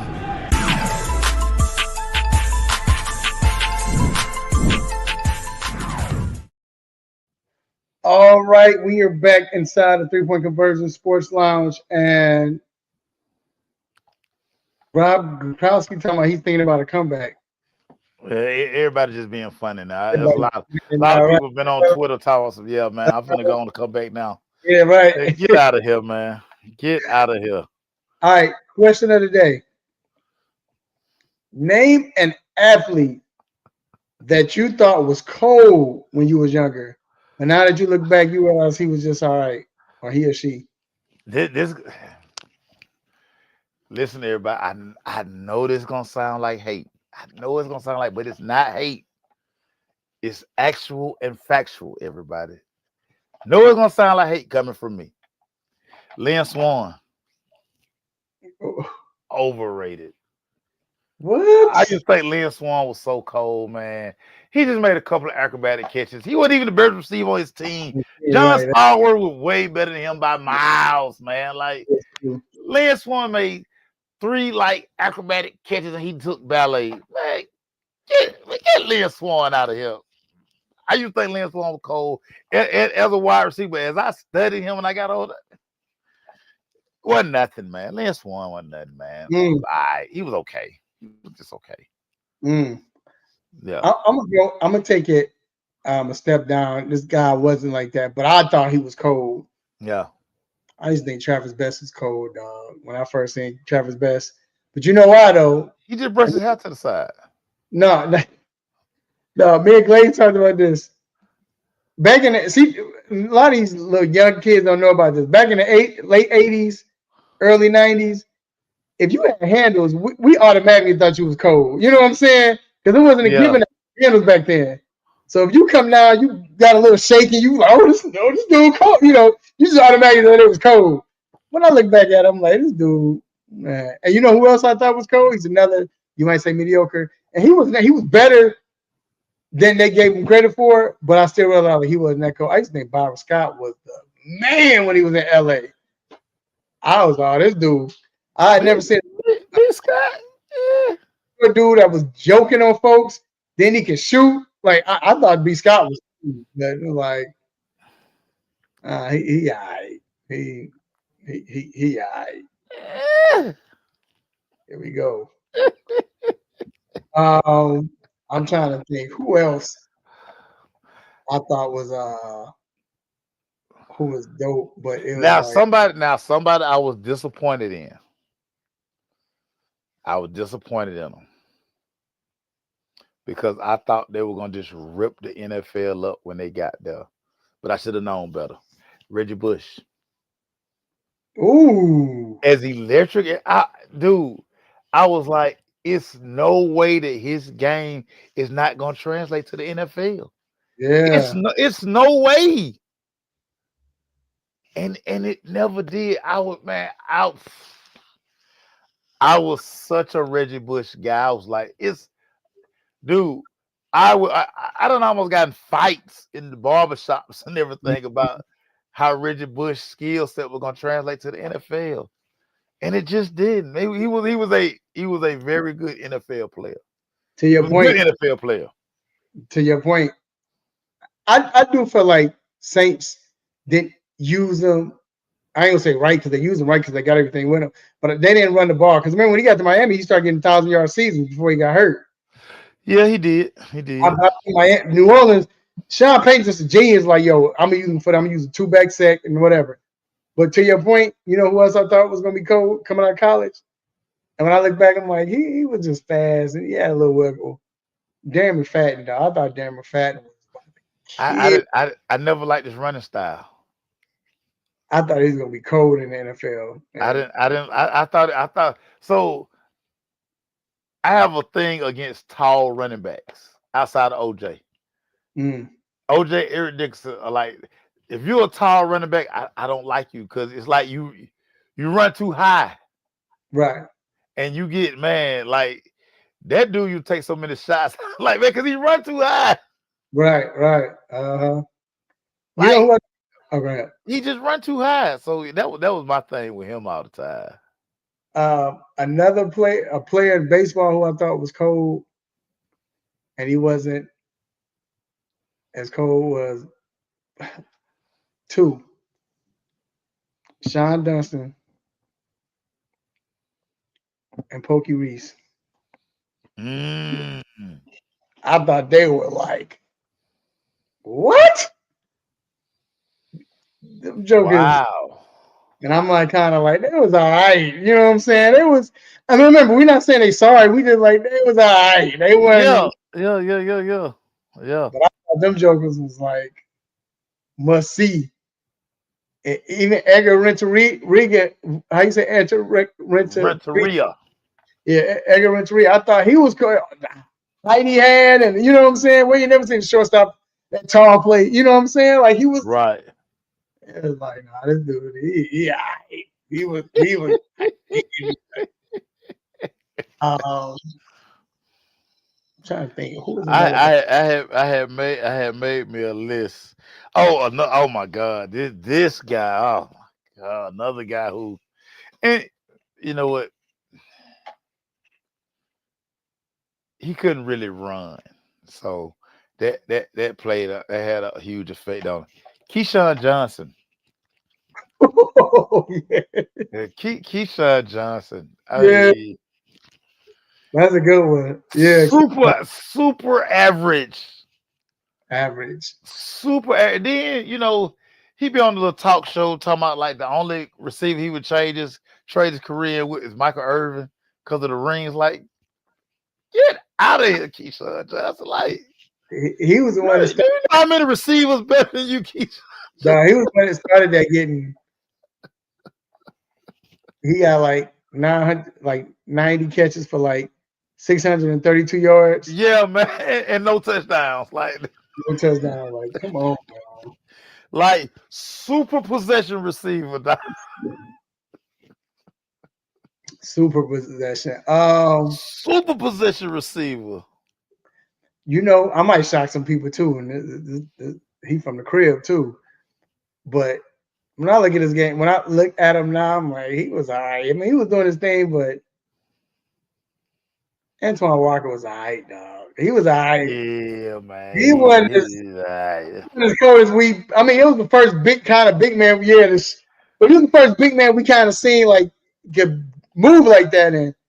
But I always say, man, that Joker, he was the type. Antoine Walker was the type. If he was in a dunk contest and they came up to him, he'd dribble the ball from the other free throw. He'd come down, he'd do a crossover spin and do a reverse layup. That's Antoine Walker. He's the one that looked pretty. That's all he wanted to do. That's all he cared about was looking pretty, dog. That's all he wanted to do. But he was so to have that big frame that he had. He kind of finesse. He was.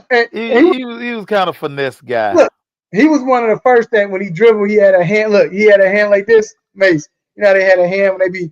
Yeah. Like you finna block something. Yeah. Man, get out of here with that, dog. I mean, he was nice though. Antoine, you was nice, dog. But I'm just saying you weren't. He wasn't like I thought that Joker was coldest thing coming out of Chicago, man. Like I was like, nah. Now my next selection, and I whenever I would get this question every now and then, and we would just talk about like overrated guys or guys who just we make a big fuss about them, but they really wasn't nothing. Joe Namath. Now, I mean, okay, you guaranteed you're gonna. I mean, but like what was he supposed to say? That we not gonna win? Who says we're not gonna win? Right. Who says that? Like, but he was just start guarantees is big to me. Everybody, what you want him to say? No. Everybody guarantees a win. If you think about it, man, we're gonna win. If we ask you how y'all gonna play, man, we're gonna win. We're gonna win. Your name is got all that attention. Got all these commercials, all this stuff. He was the first gunslinger in the NFL. You know what I'm saying? So like nobody had never seen that. So that's why he get all the attention. I was looking at the stuff like he wasn't that cold. Like he was just a gunslinger. No, he was not that cold at all. He was not that cold at all. Now I gotta get this dude off my chest because I'm such a boxing guy. Oscar De La Hoya, man. Oscar De La Hoya, man. Good looking guy. Dunked a lot of people, man. Got beat up a lot. Like we want to put him in like he was okay. Like man, that's a good one. I just be like, whatever. And God bless the dead. My guy, that cousin Orlando. We used to always laugh about like, cause he was like truly into like boxing. Like he just all of it. And if somebody bring up Oscar De La Hoya, he ready to fight. Like when we bringing up De La Hoya, man. And I didn't really watch De La Hoya one time. Like, man, he not him. Like, no. Okay fighter, great promoter, great seller of the culture. Right. But, man, it wasn't nothing special about De La Hoya, man. Nothing. That's a good one, dog. That's a real good one. Nothing was special about De La Hoya. Nothing. That's a good one. That's a real good one. Well, man, that dude, get him out of here. As my dude, we talking about, man, pack him up, man. Pack that dude up, man. I'm trying to think who else. But you know who a lot of people say, and I swear this hate because you would never hear me say that. And if you pull up some it's just some casual conversation around like people like overrated. A lot of people, and again, I think it's hate. I definitely don't think this way. A lot of people think Derek Jeter was just okay. Like, are y'all freaking serious? Tripping.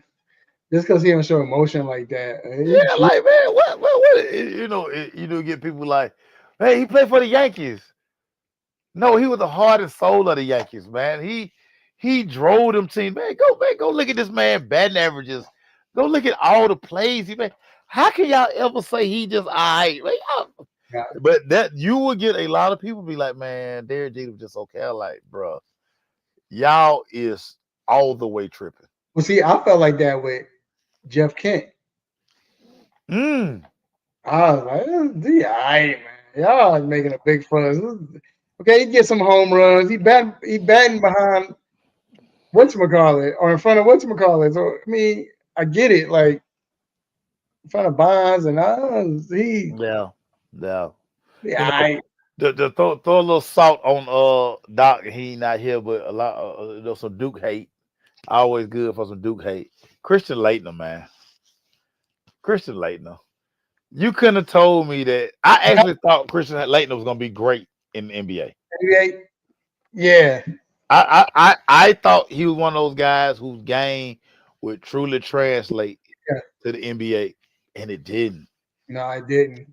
It didn't. Only thing that worked for him was having a headband on his hair to make his hair go back. When he was in Minnesota, that was the only thing that was like, that was kind of cool. But other than that, no, he made it one All-Star in Atlanta, but no, that joker was Like I really thought, especially the way they beat UNLV that night, the way he played, I was like, man, he gonna be cold in the NBA. I thought Stacey Altman was gonna be like that. I didn't like Stacey Altman game in college. But the fact he could dunk and him and Greg Anthony, like I definitely. You know who I thought was the best player on that team outside of Larry Johnson? Anderson Hunt. Yeah. Dude, I was a player. I thought he was gonna be cold. I just knew he was gonna be cold. That joke even get a sniff of it. That man had a cup of coffee in the NBA. That's it. That joker shoot that high rainbow three. I thought Anderson Hunt was cold, man. And come off that wing, of that right wing, and that dunk. Yep, and then how he wore his jersey and just man. Yeah, man. And that was the dude. Yeah, that was my favorite. I thought Anderson Hunt, but like I say, I never liked Stacey Altman guy. Okay, I always saying this with another cat from the crib. I shouldn't be saying this, and that's my dog because he always showed me love when I would interview him. He'd be like, he'd do that. Juwan Howard, dog. Juwan Howard. I mean, he was serviceable. He was nice, but he was very, very, very serviceable. But he wasn't when he came out of college. You know, it was like, yeah. I'll never forgive him for that awful Cabbage Patch. I never forgive him for that Cabbage Patch. I was like, bro, yeah. What is that, my boy? What is that? Who else? I'm trying to think. Who else now? You got me thinking in the NFL who I'll tell you this, it was the opposite. I didn't realize how great Antonio Gates was until he retired. I just thought, man, Phillip Rivers just throwing the ball a lot. I mean, he ain't Antonio Gates was cold, dog. Antonio Gates was cold. Oh, here's another wide receiver. I know you should agree because he's a wide receiver in the NFL. Anthony Miller was all right. He was just fast. That was it. Yeah, not a good route runner, and you listen to a lot of people, not a good teammate either. Right. Yeah, but he was. Yeah, I'm just like, and then in college, man, Jamel Holloway, man, he was. No, we're not gonna do that. That's slander. That's slander. Yeah, that's slander. That's slander. No. We're not doing that. Not doing that. Jamel was a magician with football. My dad used to tell me all the time, "You are not Jamel Holloway. Pitch the ball, man. You're not Jamel." That's a lie. I am Jamel. Man, do you know I would sit there and watch Oklahoma football all night and record it so I could get up the next morning and go outside and work on my veer step and understand that the veer is not a dive, it's veer. So it's not dive, it's off the A gap. Right. Man, Jamel Holloway was him. Shout out to Jamel Holloway. Jamel Holloway is my Facebook friend now too. So shout out to Jamel. Oh, for real? That's what's up. Yeah, man. Yeah, man. I could stand him. I could stand him. like I said, and that was because I was a Nebraska fan, man. So I was, Oh yeah, he's chopped Nebraska up. Oh, he's chopped Nebraska up. Nebraska. I was a Nebraska fan. So when they play, and I remember being at my Uncle Greg's house, man, watching that, and Aunt Shirley watching. We go the next day, and they be showing the highlights. ESPN would show the highlights no matter what. Yeah, Nothing else they can show, you know. yeah. And they show games again, watching. Man, I couldn't stand him with that. Now I did tell Jamel, I didn't like his shoe selection and sock, like them high top cleats and then them socks. Like Jamel, I ain't like that. Man, got to fold them socks down, big dog. Okay, let Got to fold me them say socks down. this. I'm gonna say this. And I'm tired of people saying this. This is the opposite. Everybody want to say Troy Aikman was trash because y'all don't know football. That dude, you gotta remember that was a different brand of football back then too. So they didn't let him throw like he was supposed to. Go listen to anybody talk about Troy Aikman. Go watch the pivot with Darren Woodson the other day. Yeah. Listen to what he say about Troy. Troy was that dude. Troy was him. Tough. He would get knocked. I mean, but there was some games you said, well, he got knocked out. Yeah, he shouldn't have came back in the NFL, period. Troy was him. Remember that hit from, was it Harvey from Arizona? Yeah. He came and speared him, flew him and speared him. I think that's what changed the rule. Yeah. Yeah, but Troy was that dude. Man. Go listen to Darren Woodson talk about Troy. That's all you have to hear. All you have to hear. Yeah. All you have to hear. Troy was a dog. Right, because Troy was that dude. I ain't like him. I hated the Cowboys. Now we want to talk about a quarterback who won a lot of rings and was super overrated. Terry Bradshaw. Y'all stop it.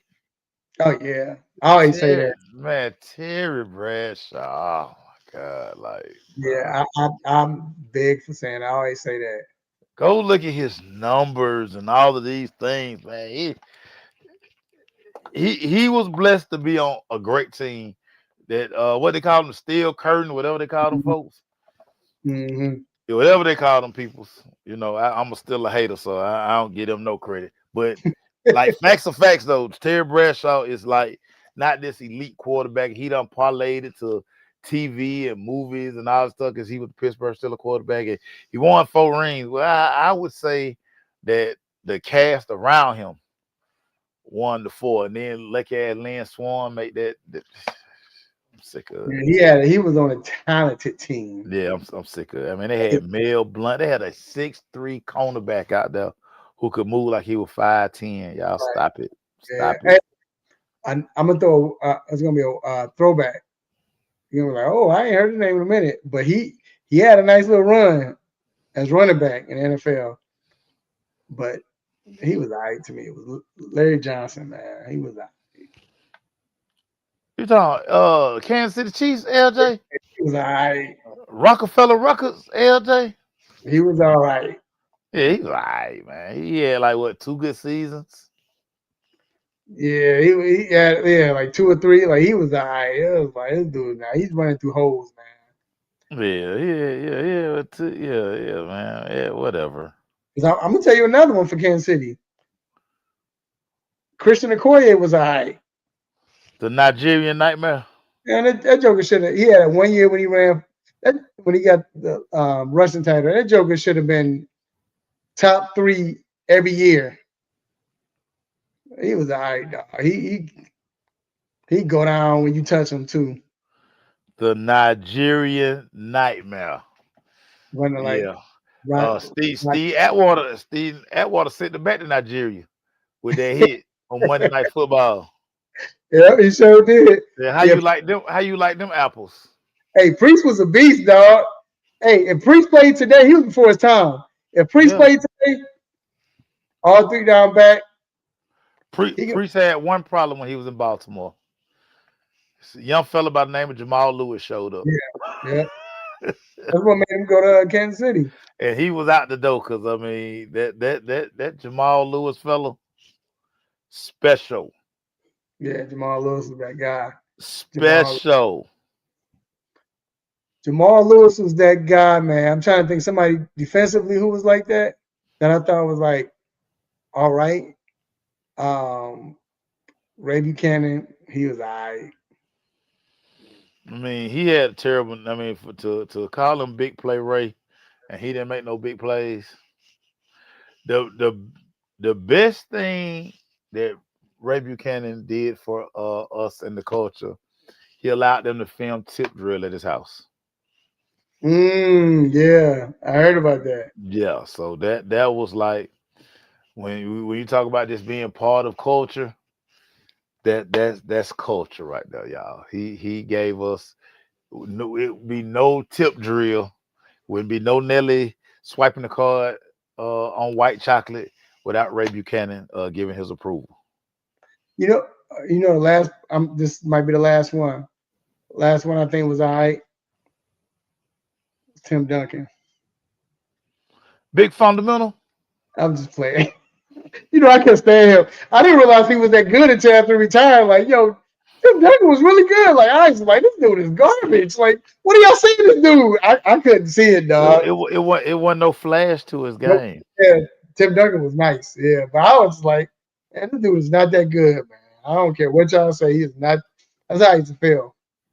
But but when you're fundamentally sound like that, it ain't no flag like KG would say, it frustrated because he trying to talk trash, and Tim Duncan be like, I mean, he just wouldn't bite. Like, he be talking. KG say he would say something anything, so he just like, man, that man going on about his business. You gotta remember, I was when he came to the league, I was like 18 by the time 18 years old. He came in 97, 98. Yeah, so I was 18. So I was still on that. You had to have flair. Like I said, I thought Travis Best was cold, man, just because the way he could dribble. He had handles. So I'm like, oh yeah, he just brushed his hair sideways, man. He brushed his hair sideways. That's the only good thing about Travis Best. And then he was in He Got Game. Oh, and David West too. I never thought he was good. We're the real wig splitters. You ain't read about us? Yeah. Shout out to Travis Best. Yeah, shout out to Travis Best.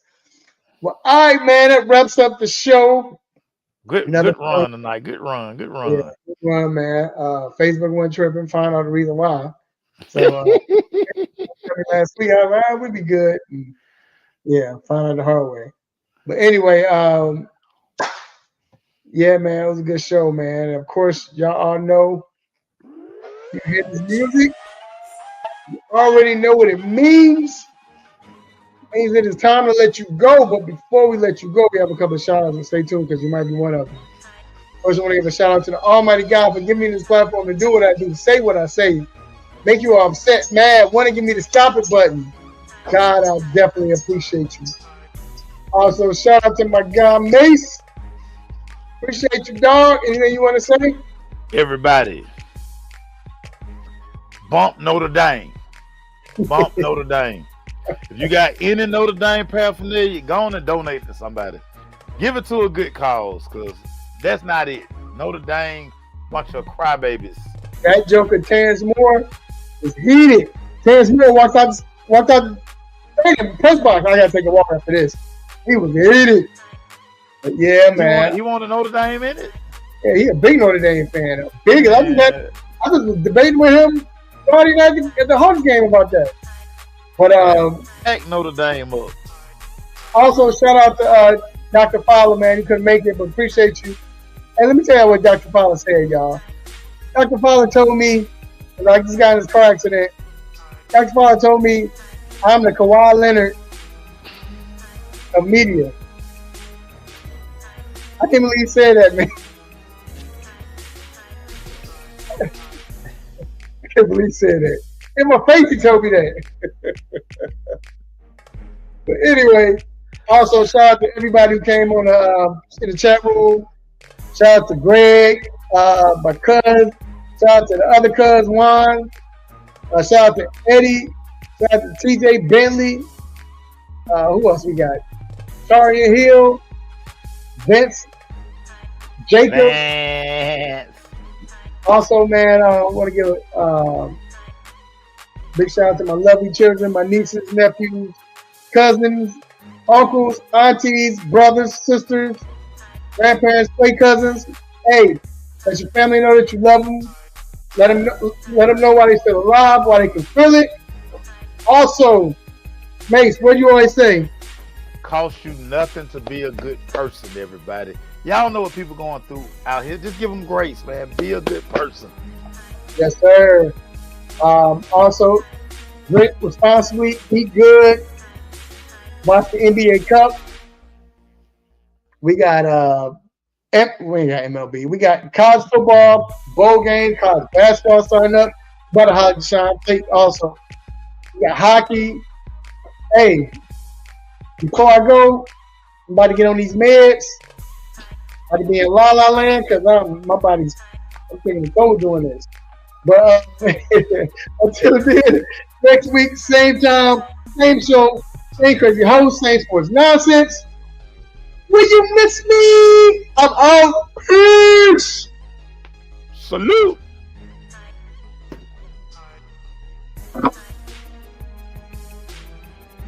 What's up, family? I'm Real Mike Rob. Make sure you tuning in to the 3-Point Conversion Radio. They got all of it, and they keep it funky. Let's get it.